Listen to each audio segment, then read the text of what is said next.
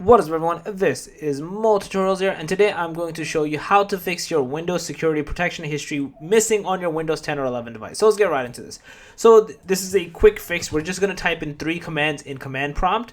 We're going to right click into it, run as administrator.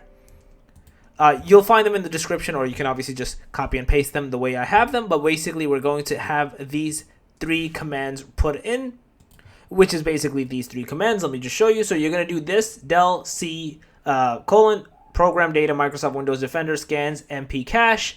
Then the next one is basically history service detection history, and then the third one is scans MP db.db. Basically, once you put these 3 in there, you should be good to go. Restart your computer, and you should be basically able to see your protection history moving forward. So yeah, that's basically it. Like I said, I'll leave these 3 in the description below for y'all to basically put into your commands prompt. Do it as administrator so these do go through, and you should be good to go. So yeah, that's basically it. If you guys like the video, please smash the thumbs up. If you guys channel, make sure to subscribe, click that notification bell, and that Tutorials out. Peace.